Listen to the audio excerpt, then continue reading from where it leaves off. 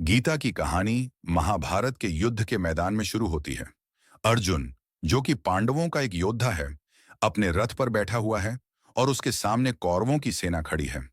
अर्जुन को देख कर कि उसके सामने उसके अपने परिवार के सदस्य और मित्र खड़े हैं, वह विचलित हो जाता है और अपने गुरु और सारथी भगवान कृष्ण से पूछता है कि वह कैसे अपने परिवार के सदस्यों का वध कर सकता है। भगवान कृष्ण अर्जुन को समझाते हैं कि आत्मा अमर है और शरीर नाशवान है।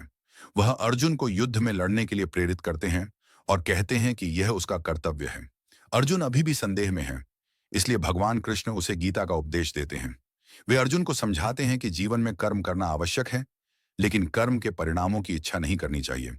भगवान कृष्ण अर्जुन को ज्ञान और कर्म के महत्व के बारे में समझाते हैं। वे उसे समझाते हैं कि ज्ञान और कर्म दोनों आवश्यक हैं और एक दूसरे के पूरक हैं। इसके बाद भगवान कृष्ण अर्जुन को कर्म संन्यास के बारे में समझाते हैं। वे उसे समझाते हैं कि कर्म संन्यास का अर्थ है कर्म करना, लेकिन उसके परिणामों की इच्छा नहीं करना। भगवान कृष्ण अर्जुन को आत्मनियंत्रण के महत्व के बारे में समझाते हैं। वे उसे समझाते हैं कि आत्मनियंत्रण आवश्यक है और इसके लिए एकाग्रता और ध्यान आवश्यक है। इसके बाद भगवान कृष्ण अर्जुन को भगवान की महिमा के बारे में समझाते हैं। वे उसे समझाते हैं कि भगवान की महिमा अपरंपार है और वह समस्त ब्रह्मांड का निर्माता है। भगवान कृष्ण अर्जुन को भगवान की पूजा के महत्व के बारे में समझाते हैं। वे उसे समझाते हैं कि भगवान की पूजा करना आवश्यक है और इसके लिए एकाग्रता और ध्यान आवश्यक है। इसके बाद भगवान कृष्ण अर्जुन को भगवान की कृपा के बारे में समझाते हैं। वे उसे समझाते हैं कि भगवान की कृपा से ही मोक्ष प्राप्त होता है। भगवान कृष्ण अर्जुन को भगवान की विभूतियों के बारे में समझाते हैं। वे उसे समझाते हैं कि भगवान की विभूतियां अपरंपार हैं और वह समस्त ब्रह्मांड का निर्माता है। इसके बाद भगवान कृष्ण अर्जुन को अपना विश्वरूप दिखाते हैं। अर्जुन को देखकर कि भगवान कृष्ण का विश्व रूप कितना विशाल और भव्य है, वह उनकी महिमा को समझने लगता है। भगवान कृष्ण अर्जुन को भक्ति योग के महत्व के बारे में समझाते हैं। वे उसे समझाते हैं कि भक्ति योग से भगवान की प्राप्ति होती है। भगवान कृष्ण अर्जुन को क्षेत्र और क्षेत्रज्ञ के बारे में समझाते हैं।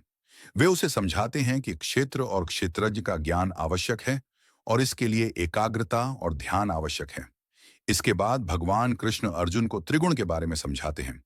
वे उसे समझाते हैं कि त्रिगुण सत्व, रज और तम का ज्ञान आवश्यक है और इसके लिए एकाग्रता और ध्यान आवश्यक है। भगवान कृष्ण अर्जुन को पुरुषोत्तम योग के बारे में समझाते हैं। वे उसे समझाते हैं कि पुरुषोत्तम योग से भगवान की प्राप्ति होती है। इसके बाद भगवान कृष्ण अर्जुन को दैवासुर संपद विभाग योग के बारे में समझाते हैं।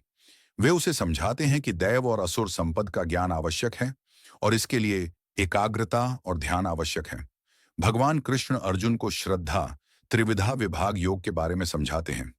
वे उसे समझाते हैं कि श्रद्धा के 3 प्रकार होते हैं और इसके लिए एकाग्रता और ध्यान आवश्यक है। इसके बाद भगवान कृष्ण अर्जुन को मोक्ष संन्यास योग के बारे में समझाते हैं।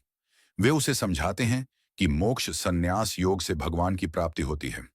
अंत में भगवान कृष्ण अर्जुन को यह समझाते हैं कि गीता के उपदेश को समझने और उसका पालन करने से ही मोक्ष प्राप्त होता है।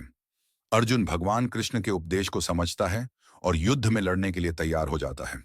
इस प्रकार गीता के 18 अध्यायों में भगवान कृष्ण अर्जुन को जीवन के मूल्यों और भगवान की प्राप्ति के बारे में समझाते हैं।